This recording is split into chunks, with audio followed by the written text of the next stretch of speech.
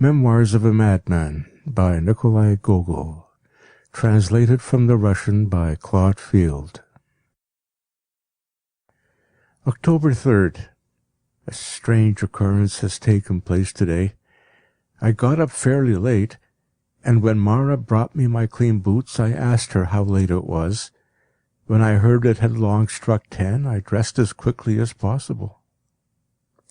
To tell the truth, I would rather not have gone to the office at all today, for I know beforehand that our department chief will look as sour as vinegar. For some time past he's been in the habit of saying to me, "Look here, my friend, there's something wrong with your head. You often rush about as though you were possessed. Then you make such confused abstracts out of the documents that the devil himself cannot make them out. You write the title without any capital letters, and add neither the date nor the docket number. The long-legged scoundrel! He's certainly envious of me, because I sit in the director's workroom and mend His Excellency's pens. In a word, I should not have gone to the office if I'd not hoped to meet the accountant and perhaps squeeze a little advance out of this skinflint. A terrible man, this accountant. As for his advancing one's salary once in a way, you might sooner expect the skies to fall. You may beg and beseech him, and be on the very verge of ruin. This grey devil won't budge an inch. At the same time, his own cook at home, as all the world knows, boxes his ears. I really don't see what good one gets by serving in our department. There are no plums there. In the fiscal and judicial offices it's quite different. There some ungainly fellow sits in a corner and writes. He has such a shabby coat and such an ugly mug that one would like to spit on both of them. But you should see what a splendid country house he has rented.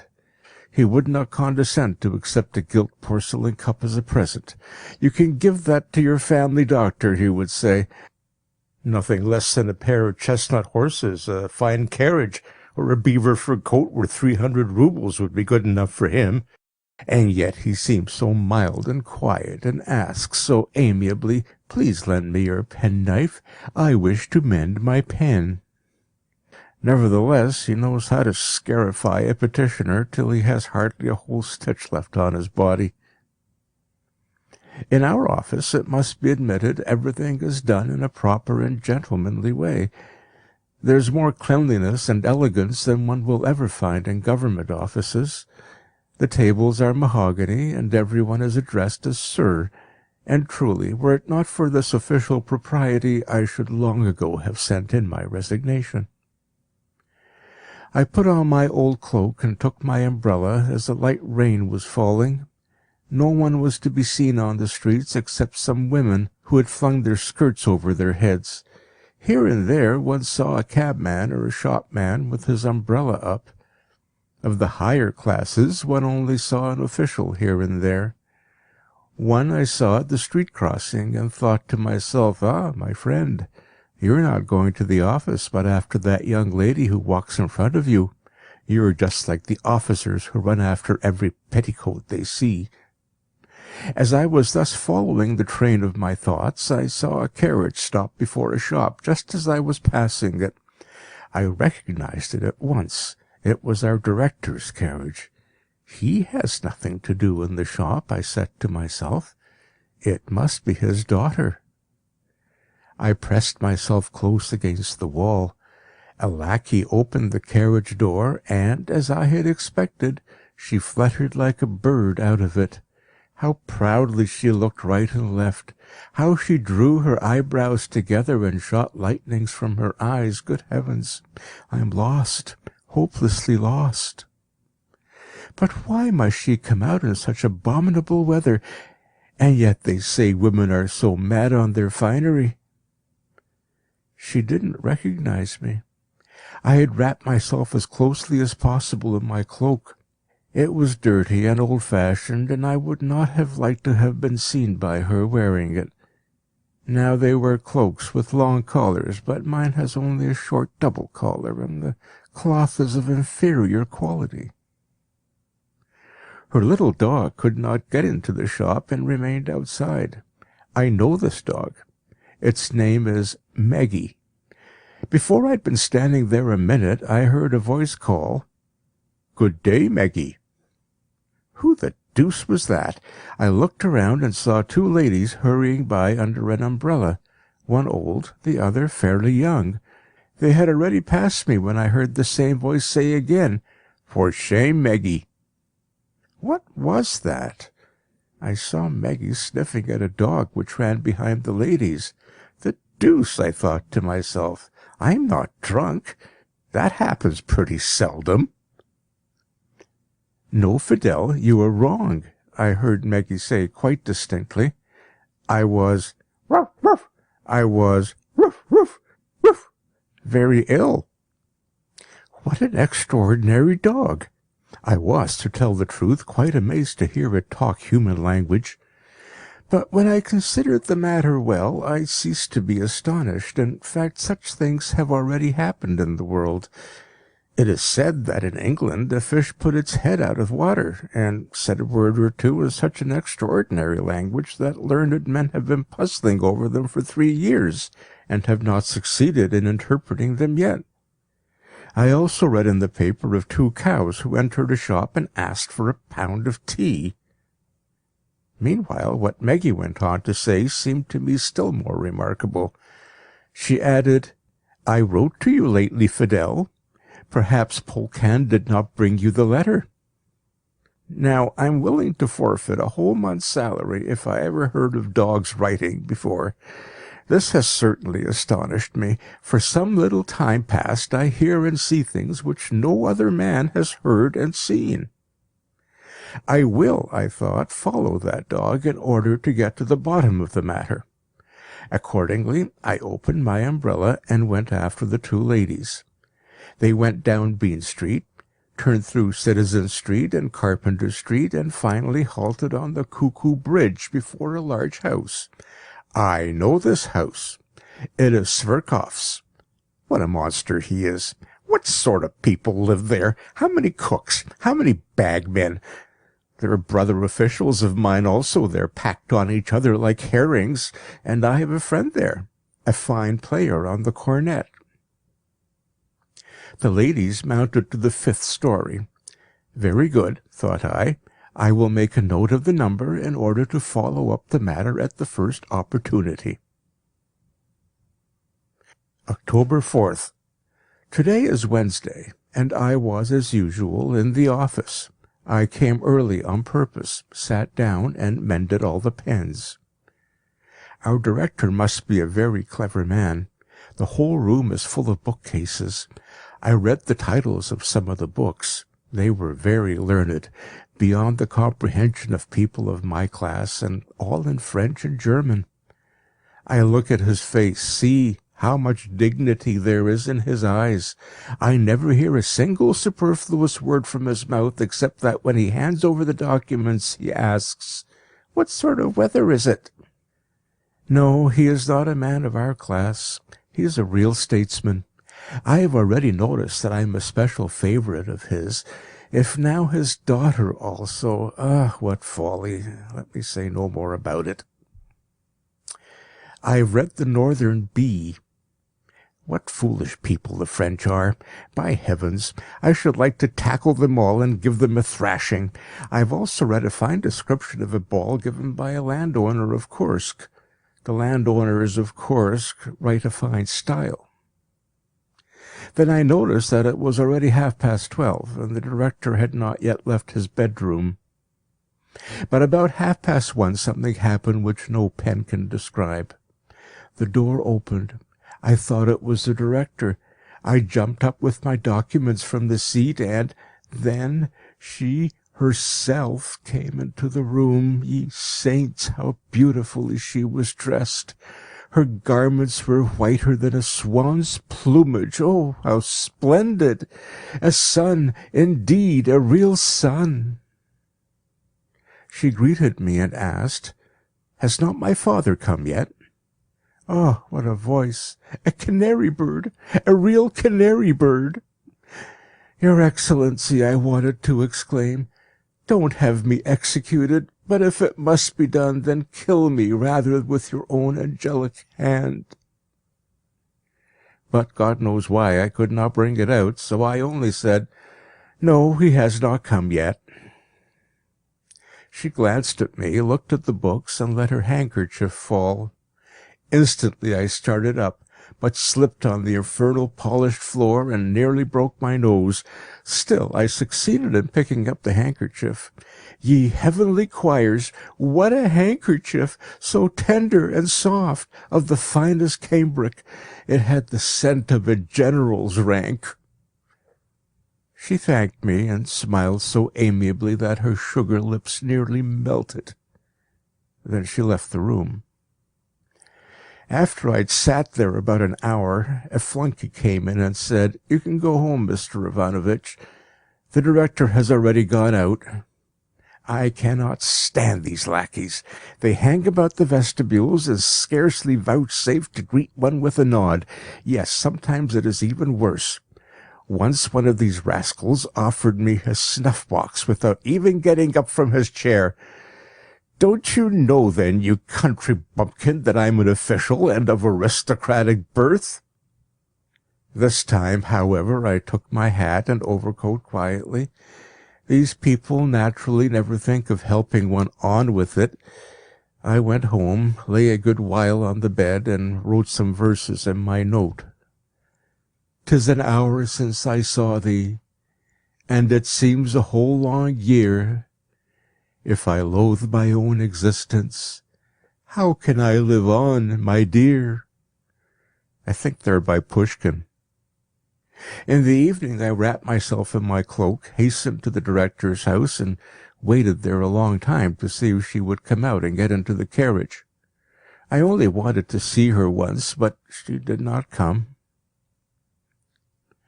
November 6th. Our chief clerk has gone mad. When I came to the office today, he called me to his room and began as follows. "Look here, my friend, what wild ideas have got into your head?"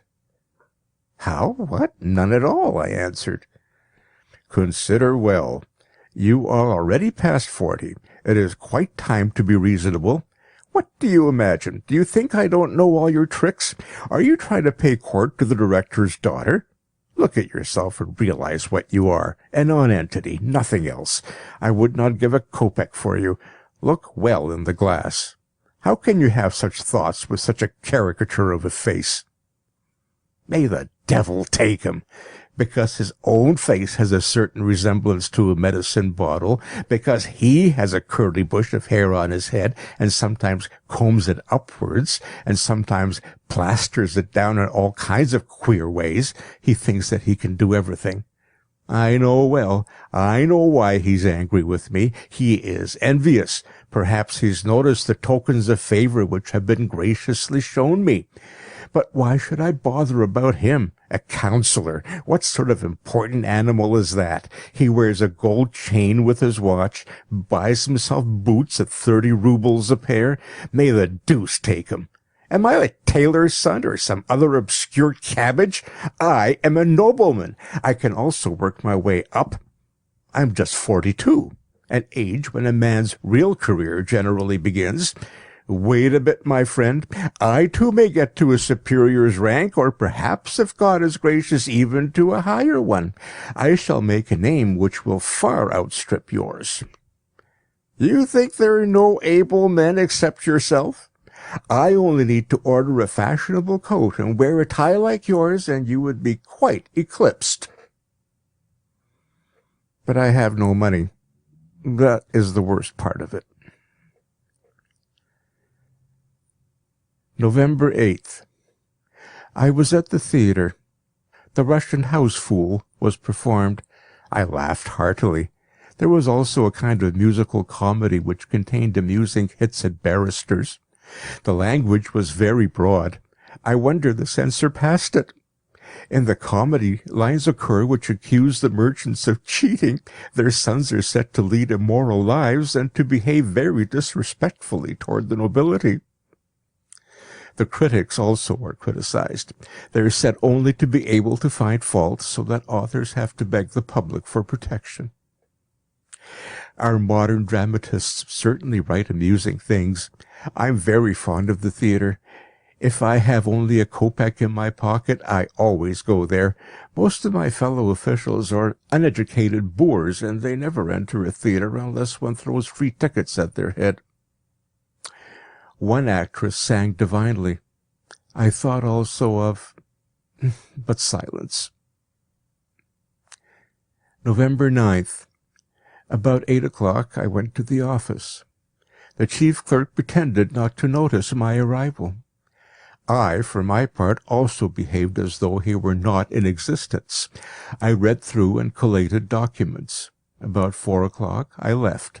I passed by the director's house, but no one was to be seen. After dinner, I lay for a good while on the bed. November 11th.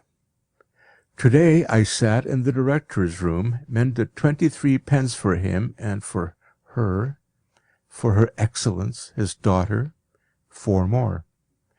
The director likes to see many pens lying on his table. What a head he must have! He continually wraps himself in silence, but I don't think the smallest trifle escapes his eye. I should like to know what he's generally thinking of, what is really going on in this brain.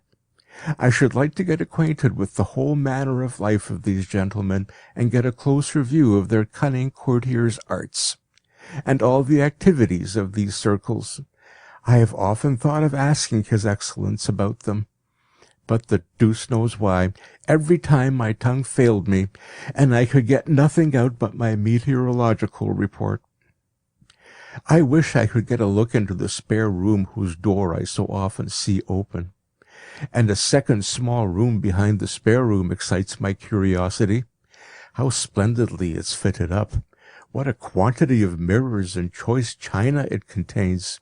I should also like to cast a glance into those regions where Her Excellency, the daughter, wields the sceptre. I should like to see how all the scent bottles and boxes are arranged in her boudoir, and the flowers which exhale so delicious a scent that one is half afraid to breathe, and her clothes lying about, which are too ethereal to be called clothes, but silence. Today there came to me what seemed to be a heavenly inspiration. I remember the conversation between the 2 dogs which I had overheard on Nevsky Prospect. Very good, I thought. Now I see my way clear. I must get hold of the correspondence which these 2 silly dogs have carried on with each other. In it I shall probably find many things explained. I had already once called Meggie to me and said to her, "Listen, Meggie, now we're alone together. If you like, I will also shut the door so that no one can see us. Tell me now all that you know about your mistress. I swear to you that I will tell no one." But the cunning dog drew in its tail, ruffled up its hair, and went quite quietly out of the door, as though it had heard nothing. I'd long been of the opinion that dogs are much cleverer than men. I also believed that they could talk, and that only a certain obstinacy kept them from doing so. They are especially watchful animals, and nothing escapes their observation. Now, cost what it may, I will go tomorrow to Sverkov's house in order to ask after Fidel, and if I have luck, to get hold of all the letters which Meggie has written to her. November 12th. Today, about 2 o'clock in the afternoon, I started in order, by some means or other, to see Fidel and question her. I cannot stand this smell of sauerkraut which assails one's olfactory nerves from all the shops in Citizen Street. There also exhales such an odour from under each house door that one must hold one's nose and pass by quickly. There ascends also so much smoke and soot from the artisan shops that it's almost impossible to get through it. When I'd climbed up to the 6th story and had rung the bell, a rather pretty girl with a freckled face came out. I recognized her as the companion of the old lady. She blushed a little and said, "What do you want?" "I want to have a little conversation with your dog." She was a simple-minded girl, as I saw at once. The dog came running and barking loudly. I wanted to take hold of it, but the abominable beast nearly got hold of my nose with its teeth. But in a corner of the room I saw its sleeping basket. Ah, that was what I wanted. I went to it, rummaged in the straw, and to my great satisfaction drew out a little packet of small pieces of paper. When the hideous little dog saw this, it first bit me in the calf of the leg, and then, as soon as it had become aware of my theft, it began to whimper and to fawn on me. But I said, "No, you're a little beast. Goodbye," and hastened away. I believe the girl thought me mad. At any rate, she was thoroughly alarmed. When I reached my room, I wished to get to work at once and read through the letters by daylight, since I do not see well by candlelight. But the wretched Mara had got the idea of sweeping the floor. These blockheads of Finnish women are always clean where there's no need to be. I then went for a little walk and began to think over what had happened. Now at last I could get to the bottom of all the facts, ideas, and motives. These letters would explain everything. Dogs are clever fellows. They know all about politics, and I will certainly find in the letters all I want, especially the character of the director and all his relationships. And through these letters I will get information about her who... But silence. Towards evening I came home and lay for a good while on the bed. November 13th. Now let us see. The letter is fairly legible, but the handwriting is somewhat doggish. Dear Fidel, I cannot get accustomed to your ordinary name, as if they could not have found a better one for you. Fidel, how tasteless, how ordinary. But this is not the time to discuss it. I am very glad that we thought of corresponding with each other. The letter is quite correctly written. The punctuation and spelling are perfectly right. Even our head clerk does not write so simply and clearly, though he declares he's been at the university. Let us go on. I think that it is one of the most refined joys of this world to interchange thoughts, feelings, and impressions. This idea comes from some book which has been translated from German. I can't remember the title. I speak from experience, although I have not gone farther into the world than just before our front door. Does not my life pass happily and comfortably? My mistress, whom her father called Sophie, is quite in love with me. But better be silent. Her father also often strokes me. I drink tea and coffee with cream. Yes, my dear, I must confess to you that I find no satisfaction in those large gnawed-at bones which Polkan devours in the kitchen. Only the bones of wild fowl are good, and that only when the marrow has not been sucked out of them. They taste very nice with a little sauce, but there should be no green stuff in it.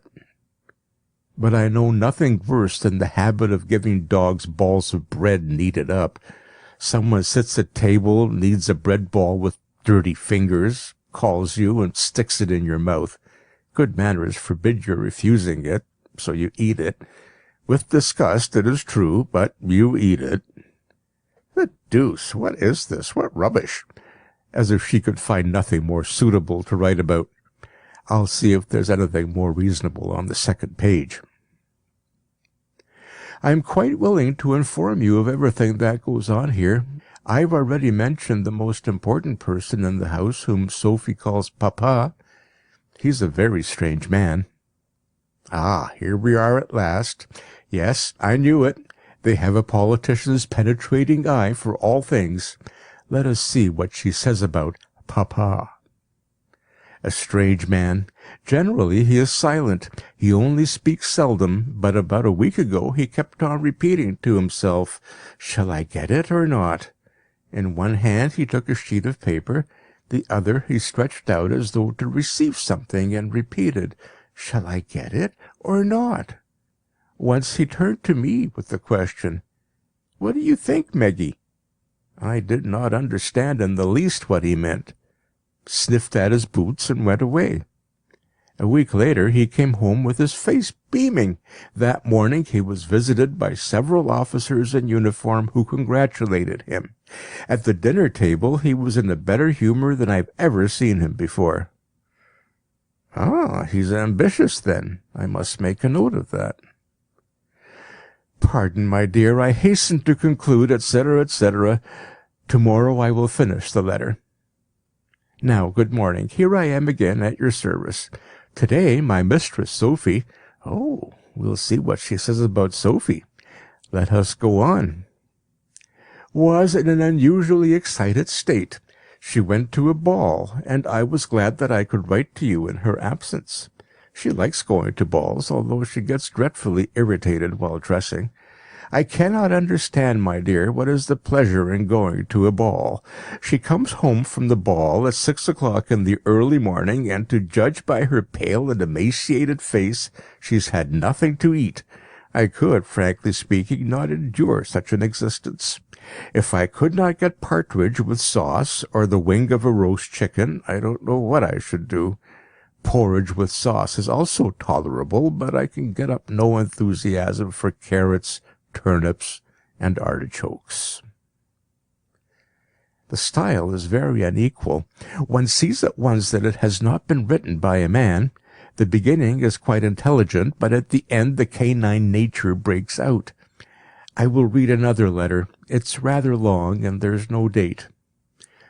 Ah, my dear, how delightful is the arrival of spring! My heart beats as though it expected something. There is a perpetual ringing in my ears, so that I often stand with my foot raised for several minutes at a time, and listen towards the door. In confidence, I'll tell you that I have many admirers. I often sit on the window-sill and let them pass in review. Ah, if you knew what miscreations there are among them! One, a clumsy house-dog with stupidity written on his face, walks on the street with an important air, and imagines that he's an extremely important person, and that the eyes of all the world are fastened on him. I don't pay him the least attention, and pretend not to see him at all. And what a hideous bulldog has taken up his post opposite my window! If he stood on his hind legs, as the monster probably cannot, he would be taller by a head than my mistress's papa, who himself has a stately figure. This lout seems, moreover, to be very impudent. I growl at him, but he does not seem to mind that at all. If he at least would only wrinkle his forehead. Instead of that, he stretches out his tongue, droops his big ears, and stares in at the window. This rustic boor! But do you think, my dear, that my heart remains proof against all temptations? Alas, no. If you had only seen that gentlemanly dog who crept through the fence of the neighbouring house. Treasure is his name. Oh, my dear, what a delightful snout he has! To the deuce with this stuff! What rubbish it is! How can one blacken paper with such absurdities? Give me a man. I want to see a man. I need some food to nourish and refresh my mind, and get this silliness instead. I will turn the page to see if there's anything better on the other side. Sophie sat at the table and sewed something. I looked out of the window and amused myself by watching the passers-by. Suddenly a flunkey entered and announced a visitor, Mr. Teploff. "Show him in," said Sophie, and began to embrace me. "Ah, Meggie, do you know who that is? He's dark, and belongs to the royal household. And what eyes he has! Dark and brilliant as fire." Sophie hastened into her room. A minute later, a young gentleman with black whiskers entered. He went to the mirror, smoothed his hair, and looked around the room. I turned away and sat down in my place. Sophie entered and returned his bow in a friendly manner. I pretended to observe nothing, and continued to look out of the window, but I leant my head a little on one side to hear what they were talking about. Oh, my dear, what silly things they discussed! How a lady executed the wrong figure in dancing, how a certain Boboff, with his expensive shirt-frill, had looked like a stork and nearly fallen down, how a certain Ledina imagined she had blue eyes when they were really green, etc. I do not know, my dear, what special charm she finds in her Mr. Teplov, and why she is so delighted with him. It seems to me, myself, that there's something wrong here. It is impossible that this Teplov should bewitch her. We will see further. If this gentleman of the household pleases her, then she must also be pleased, according to my view, with that official who sits in her papa's waiting-room. Oh, my dear, if you knew what a figure he is, a regular tortoise. What official does she mean? He has an extraordinary name. He always sits there and mends the pens. His hair looks like a truss of hay. Her papa always employs him instead of a servant. I believe this abominable little beast is referring to me. But what has my hair got to do with hay? Sophie can never keep from laughing when she sees him. You lie, cursed dog! What a scandalous tongue!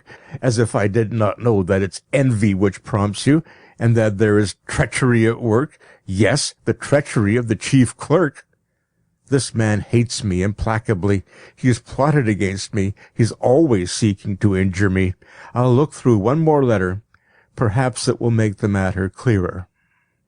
Fidel, my dear, pardon me that I have not written for so long. I was floating in a dream of delight. In truth, some author remarks, love is a second life. Besides, great changes are going on in the house. The young chamberlain is always here. Sophie is wildly in love with him. Her papa is quite contented. I heard from Gregor, who sweeps the floor, and is in the habit of talking to himself, that the marriage will soon be celebrated. Her papa will, at any rate, get his daughter married to a general, a colonel, or a chamberlain. Deuce take it, I can read no more. It is all about chamberlains and generals. I should like myself to be a general. Not in order to sue for her hand and all that. No, not at all. I should like to be a general merely in order to see people wriggling, squirming, and hatching plots before me. And then I should like to tell them that they're both of them not worth spitting on. But it is vexatious. I tear the foolish dog's letters up in 1,000 pieces. December 3rd. It is not possible that the marriage should take place. It is only idle gossip. What does it signify if he is a chamberlain? That is only a dignity, not a substantial thing which one can see or handle. His chamberlain's office will not procure him a third eye in his forehead. Neither is his nose made of gold. It's just like mine or anyone else's nose. He does not eat and cough, but smells and sneezes with it. I should like to get to the bottom of the mystery. Whence do all these distinctions come? Why am I only a titular councillor? Perhaps I'm really a count or a general, and only appear to be a titular councillor. Perhaps I don't even know who and what I am. How many cases there are in history of a simple gentleman, or even a burgher or peasant, suddenly turning out to be a great lord or baron. Well, suppose that I appear suddenly in a general's uniform, on the right shoulder an epaulette, on the left an epaulette, and a blue sash across my breast. What sort of a tune would my beloved sing then? What would her papa, our director, say? Oh, he is ambitious. He is a Freemason, certainly a Freemason. However much he may conceal it, I have found it out. When he gives anyone his hand, he only reaches out 2 fingers. Well, could I not this minute be nominated a general or superintendent? I should like to know why I am a titular councillor. Why just that and nothing more? December 5th. Today I've been reading papers the whole morning. Very strange things are happening in Spain. I have not understood them all. It is said that the throne is vacant. The representatives of the people are in difficulties about finding an occupant, and riots are taking place. All this appears to me very strange. How can the throne be vacant? It is said that it will be occupied by a woman. A woman cannot sit on a throne. That is impossible. Only a king can sit on a throne. They say that there's no king there, but that is not possible. There cannot be a kingdom without a king. There must be a king, but he's hidden away somewhere. Perhaps he's actually on the spot, and only some domestic complications or fears of the neighboring powers, France and other countries, compel him to remain in concealment.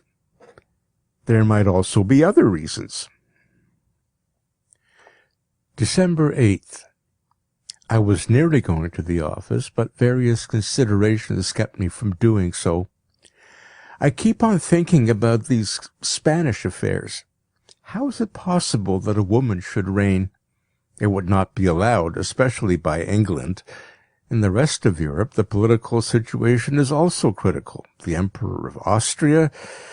These events, to tell the truth, have so shaken and shattered me that I could really do nothing all day. Mara told me that I was very absent-minded at table. In fact, in my absent-mindedness, I threw 2 plates on the ground so that they broke in pieces. After dinner, I felt weak and did not feel up to making abstracts of reports. I lay most of the time on my bed and thought of the Spanish affairs. The year 2000, April 43rd. Today is a day of splendid triumph. Spain has a king. He's been found. And I am he. I discovered it today. All of a sudden it came upon me like a flash of lightning. I don't understand how I could imagine that I'm a titular councillor. How could such a foolish idea enter my head?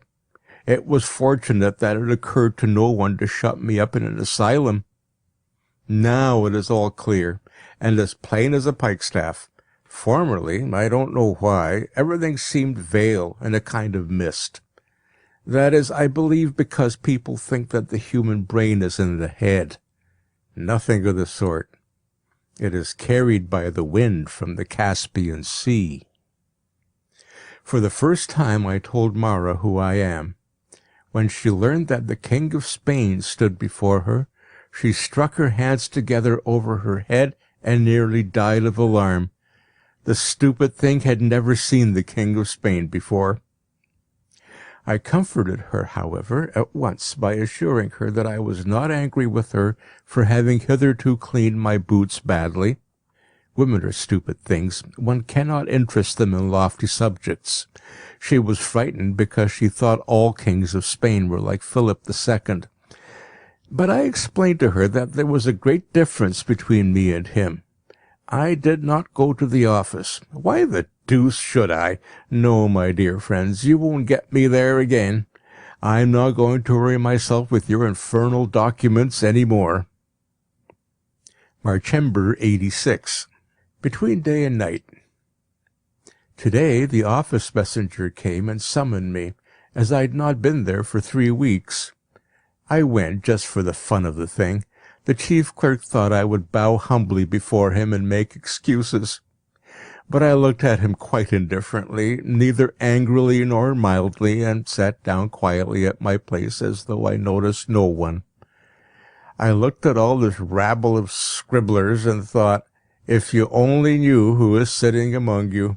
Good heavens, what a to-do you would make. Even the chief clerk would bow himself to the earth before me, as he does now before the director.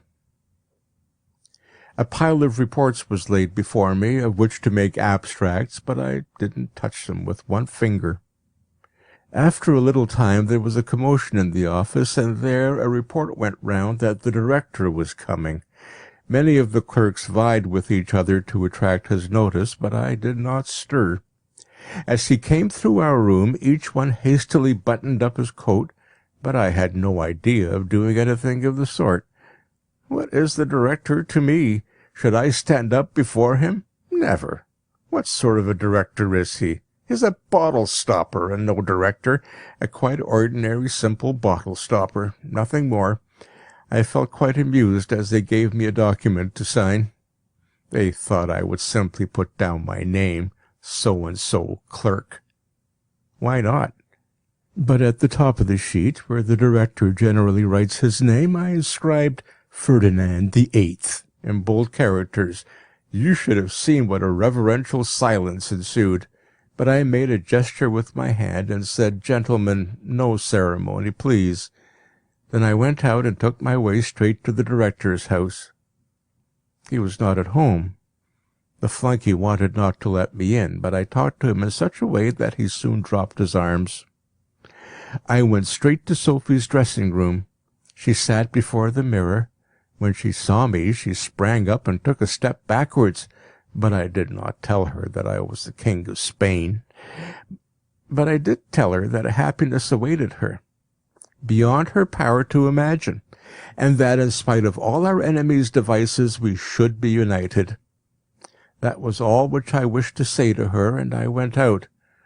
Oh, what cunning creatures these women are! Now I've found out what woman really is. Hitherto no one knew whom a woman really loves. I am the first to discover it. She loves the devil. Yes, joking apart, learned men write nonsense when they pronounce that she is this and that. She loves the devil, that is all. You see a woman looking through her lorgnette from a box in the front row. One thinks she is watching that stout gentleman who wears an order. Not a bit of it. She's watching the devil who stands behind his back.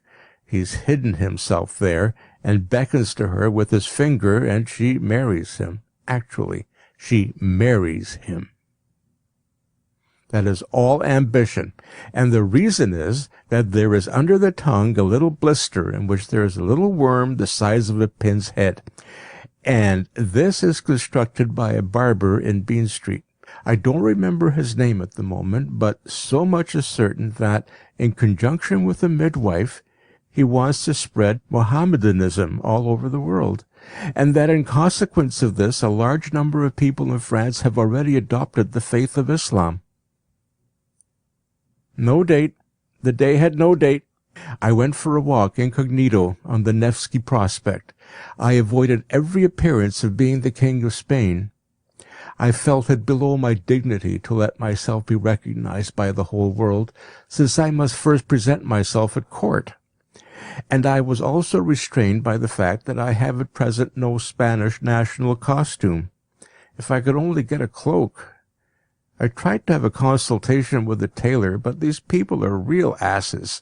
Moreover, they neglect their business, dabble in speculation, and have become loafers. I'll have a cloak made out of my new official uniform, which I've only worn twice.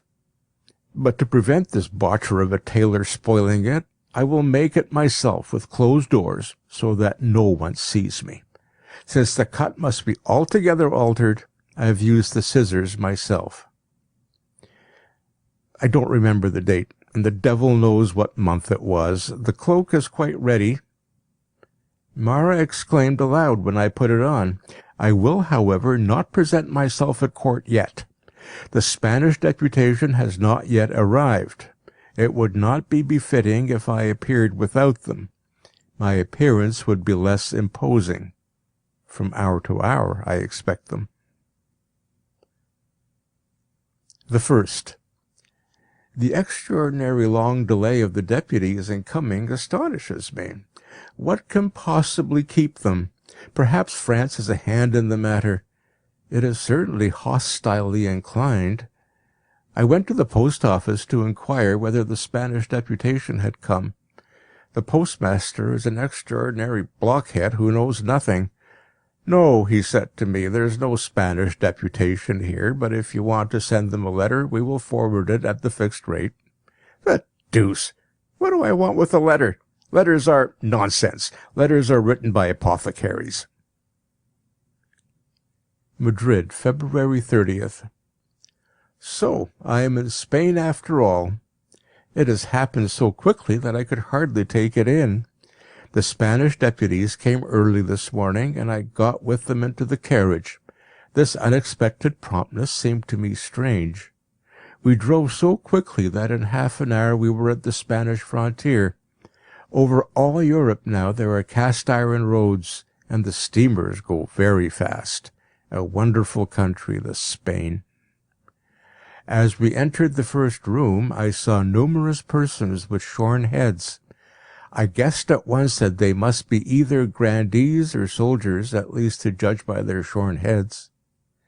The Chancellor of the State, who led me by the hand, seemed to me to behave in a very strange way. He pushed me into a little room and said, "Stay here, and if you call yourself King Ferdinand again, I will drive the wish to do so out of you."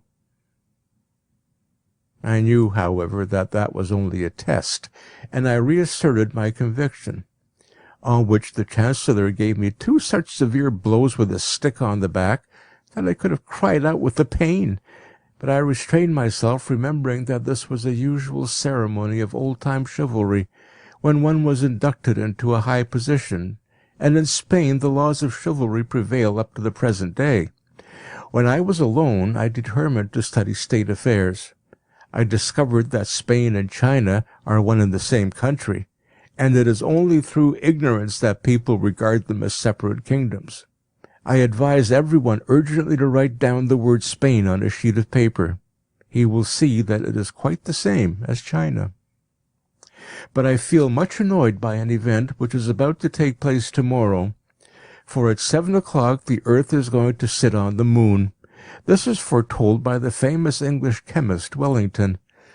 To tell the truth, I often felt uneasy when I thought of the excessive brittleness and fragility of the moon. The moon is generally repaired in Hamburg, and very imperfectly.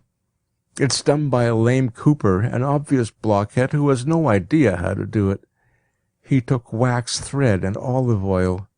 Hence that pungent smell over all the earth which compels people to hold their noses. And this makes the moon so fragile that no men can live on it, but only noses. Therefore we cannot see our noses, because they're on the moon. When I now pictured to myself how the earth, that massive body, would crush our noses to dust if it sat on the moon, I became so uneasy that I immediately put on my shoes and stockings and hastened into the council hall to give the police orders to prevent the earth sitting on the moon. The grandees with the shorn heads, whom I met in great numbers in the hall, were very intelligent people, and when I exclaimed, "Gentlemen, let us save the moon, for the earth is going to sit on it," they all set to work to fulfill my imperial wish, and many of them clambered up the wall in order to take the moon down. At that moment the imperial chancellor came in. As soon as he appeared, they all scattered, but I alone, as king, remained. To my astonishment, however, the chancellor beat me with a stick and drove me to my room. So powerful are ancient customs in Spain. January in the same year, following after February. I could never understand what kind of country this Spain really is. The popular customs and rules of court etiquette are quite extraordinary. I do not understand them at all. Today my head was shorn, although I exclaimed as loudly as I could that I did not want to be a monk. What happened afterwards, when they began to let cold water trickle on my head, I do not know. I have never experienced such hellish torments. I nearly went mad, and they had difficulty in holding me. The significance of this strange custom is entirely hidden from me. It's a very foolish and unreasonable one. Nor can I understand the stupidity of the kings who have not done away with it before now.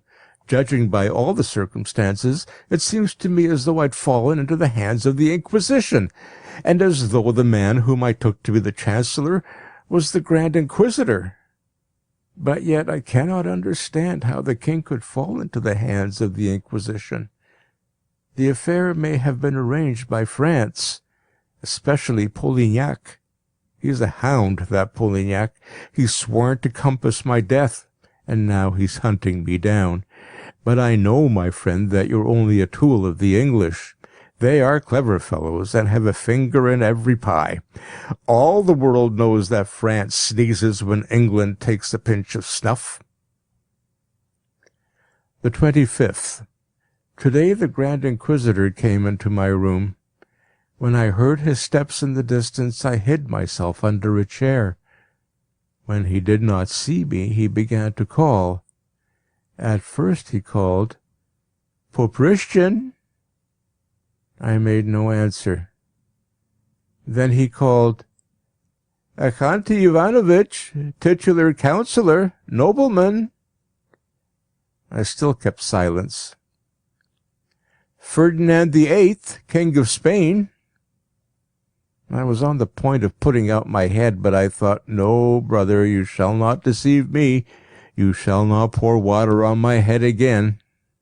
But he'd already seen me and drove me from under the chair with his stick. The cursed stick really hurts one. But the following discovery compensated me for all the pain, i.e. that every cock has his Spain under his feathers. The Grand Inquisitor went angrily away and threatened me with some punishment or other. I felt only contempt for his powerless spite, for I know that he only works like a machine, like a tool of the English. 34 March, February 349. No, I have no longer power to endure. Oh God, what are they going to do with me? They pour cold water on my head. They take no notice of me and seem neither to see nor hear. Why do they torture me?